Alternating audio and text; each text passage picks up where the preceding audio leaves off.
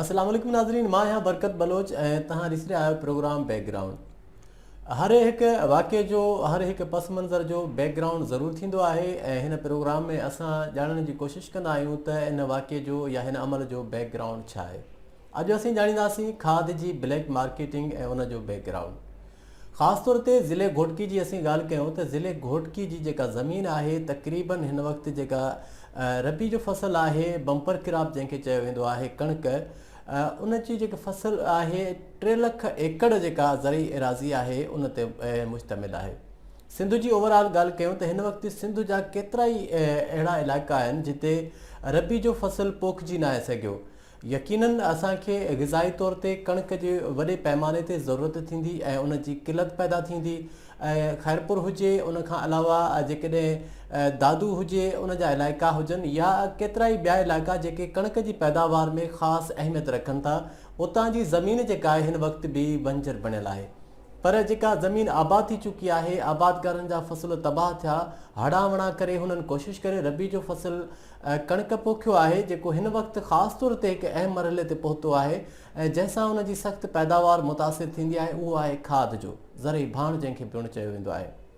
त ज़रई भाण जी जेका खोट आहे हिन वक़्तु जंहिं पोज़ीशन ते ही फ़सुलु आहे त उनखे सख़्तु मुतासिर करे सघे थी, लेकिन इंतिज़ामिया जी बेहसी सबबु ऐं ख़ासि तौर ते असां इहो बि तव्हांखे आगाह कयूं त सॼी जेका सिंध आहे, समूरी सिंध आहे, उन खां हटी करे असीं अगरि घोटकी जी ॻाल्हि कयूं त हिते 2 वॾियूं खाद जूं फैक्ट्रियूं आहिनि जेके पूरे मुल्क जी बल्कि ॿाहिरि मुल्क बि खाद जेका एक्सपोर्ट कनि थियूं। उन खां अलावा उन सां ज़िले घोटकी सां ऐं मुल्का लाॻापियल जेको इलाइक़ो आहे सादिकाबाद, उते पिणु फातिमा फर्टिलाइज़र आहे, उते पिणु हिकु वॾी FFC फैक्ट्री मौजूदु आहे।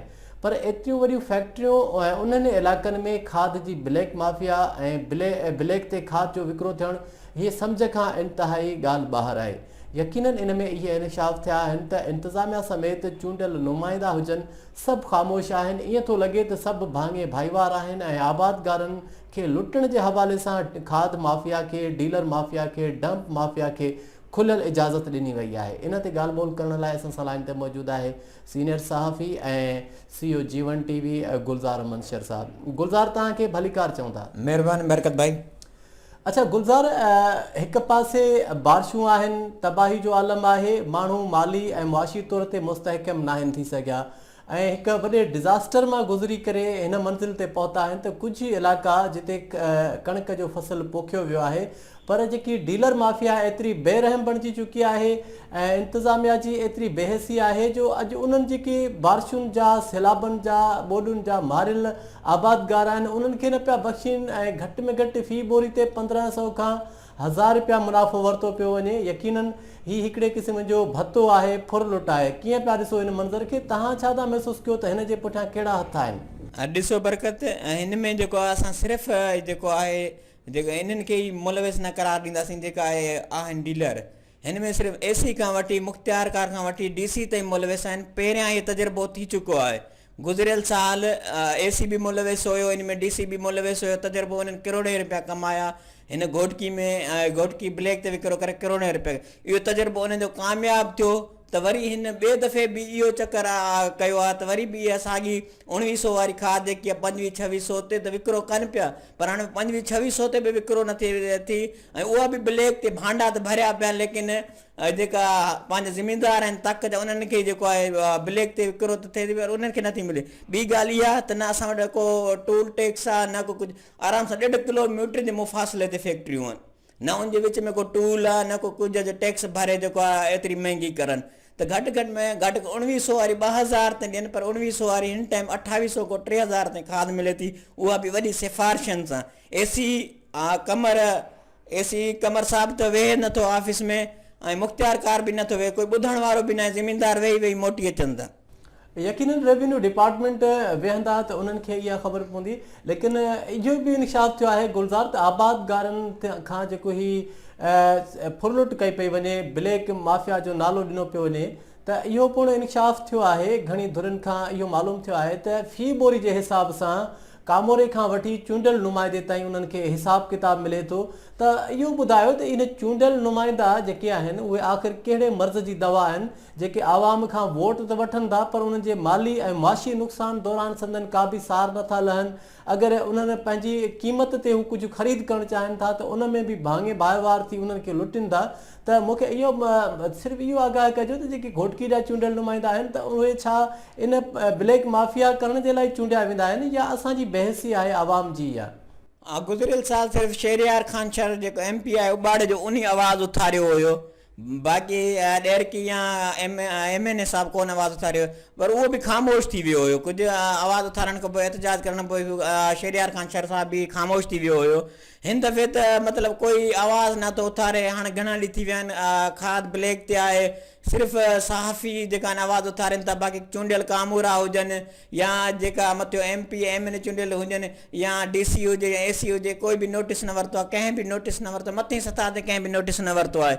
आबादकार ॾाढा परेशान आहिनि। जॾहिं सरदार मोहम्मद बख्श खान महर रुकन क़ौमी असेंबली उन्हनि ऐलान कयो त मां गेट बंदि कंदुसि। ही ऐलान खे हिकु हफ़्तो थी चुको आहे। छा मुमकिन आहे, छा था सम्झो त इहो ऐलान वरी बि चवनि था त ॻाल्हायो त सही उन्हनि पर ॿिया सभु ख़ामोश आहिनि? छा था सम्झो सरदार मोहम्मद बख्श खान महर जो इहो ऐलान कामयाबु थींदो? ॾिसो, ॻाल्हाइण ऐं करण में, ऐलान करण ऐं अमल करण में ॾाढो फ़र्क़ु आहे। हीअ कॾहिं कंदा? हाणे ॾिसो, महीनो तक़रीबन थी वियो आहे इन इशू खे, अञा त हिननि गेट बंदि न कया आहिनि। हाणे इहो इहो खाद जो सीज़न आहे, हिन टाइम ये 10-12 ॾींहं, अगरि 10-12 ॾींहंनि में आवाज़ु न उथारियो त आबादगारनि जेको सैलाब तबाह करे वियो, जंहिंखे बरसाति तबाह करे वई ऐं जंहिं बहिरान में गुज़रनि पिया, हीअ वधीक बहिरान थींदो, कणक जो फसल न थींदो ऐं कणक जो फसल न थियो त हीअ जेको आहे ज़मीनदार या आबादगार त पोइ ते हलिया वेंदा। हीअ ज़मीनूं विकिरो करण ताईं जेको आहे विकिरो थी वेंदियूं ऐं इहे साॻिया इहे कामूरा ऐं जेको आहे जेकॾहिं बेसिकली बैकग्राउंड जीअं प्रोग्राम जो नालो बैकग्राउंड आहे त असां जेकॾहिं सरदार अब्दुल बारी खान पिताफ़ी जी ॻाल्हि कयूं त बैकग्राउंड हू हिकु ज़मींदार आहे ऐं सरदार मीर ख़ालिद अहमद खान लुंड रुकन क़ौमी असेंबली हू बि ज़मींदार आहिनि ऐं उनखां अलावा सरदार मीर शहरियार खान शहर बेसिकली हू बि ज़मींदार आहिनि ऐं सरदार मोहम्मद बख्श खान महर त मां सम्झा थो त सिंध जो तमामु वॾो ज़मींदार आहे ऐं उनखां अलावा अली नवाज़ उर्फ़ राजा खान महर हुजे, खणी सभई हुजनि त उन्हनि जो तालुक़ु यकीननि मेन जेको बेसिक आहे उन्हनि जो ज़रिए मुआश जंहिंखे चइजे या इनकम ऑफ सोर्स उहो आहे ज़रात एग्रीकल्चर या ज़मीनूं। त उन्हनि जी इहा ख़ामोशी या उन जा भांडा भरियल आहिनि या वरी छा था सम्झो त उन्हनि खे कहिड़ी मजाल आहे जो डीलर खे उन्हनि खे ब्लैक माफ़िया ते खाद मिले? ॾिसो, गोदाम त पहिरीं उन्हनि जा भरियल हुया त साफ़ हिन जेको गुज़िरियल साल जेको आहे ॾिठो त गोदाम उन्हनि जा पहिरीं ई भरियल हुया, हाणे बि उन्हनि जा गोदाम भरियल आहिनि। सिर्फ़ु तकलीफ़ आहे आम ज़मीनदार खे। हाणे उन्हनि खे तकलीफ़ न आहे, उन्हनि जे मनपसंदि हारियुनि खे बि खाद मिले थी, उन्हनि खे पाण खे बि ज़मीन जे लाइ खाद मिले थी। अगरि उन्हनि खे खाद न मिले त पोइ रड़ करे निकिरंदा ई बि, पर उन्हनि खे मनपसंदि माण्हुनि जे उन्हनि खे खाद मिले थी, उन्हनि खे खाद मिले इन करे ख़ामोश आहिनि। हाणे थींदो छा? अॻु वांगुरु इहो ई थींदो त एसी हिकु मनपसंदि जेको आहे डीलर उनखे वठंदो ऐं उन सां कमीशन ॻाल्हाए पर्ची सिस्टम कंदा, बाबा हिन मनपसंदि डीलर खां तव्हां पर्ची जे थ्रो वठो। वरी ईंदा ज़मीनदार उन जेको आहे पर्ची वठण जे लाइ हिते AC जा ऑफिस धार धका खाईंदा, हिते जेको आहे रिश्वत एवज़ जेको आहे पर्ची उन्हनि खे मिलंदी, वरी उहो डीलर वटि वेंदा, वरी कुझु 200-300 महांगी उते खाद मिलंदी, साॻे रेट 2800 ते बि धिका खाई पर्ची सिस्टम करे। वॾी महिरबानी, साॻे रेट ते धिकनि ते खाद मिलंदी जंहिंजो हिकिड़ो सिस्टम राइज कयो वेंदो, लेकिन आबादगार खे भतो ज़रूरु ॾियणो पवंदो।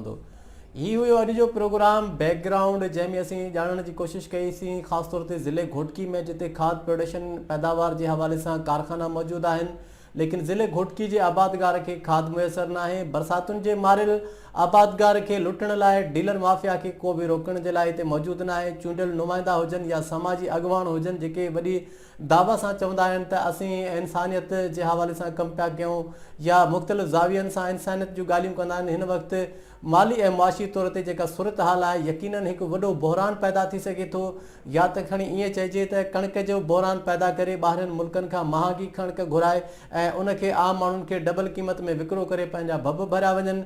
ऐं केतिरा ई बैकग्राउंड आहिनि ऐं जेके सोचण ते मजबूर कनि था ऐं इनशाला हिन ही आवाज़ बुलंद कंदा रहंदासीं। आबादगारनि सां जेको ज़ुल्म आहे इन ख़िलाफ़ उमेद कजे थी त सिंध हुकूमत नोटिस वठंदी ऐं ब्लैक माफ़िया ख़िलाफ़ कार्रवाई कंदा। पंहिंजे मेज़बान बरकत बलोच खे ॾींदा इजाज़त, साथ सलामत, अल्लाह हाफ़िज़।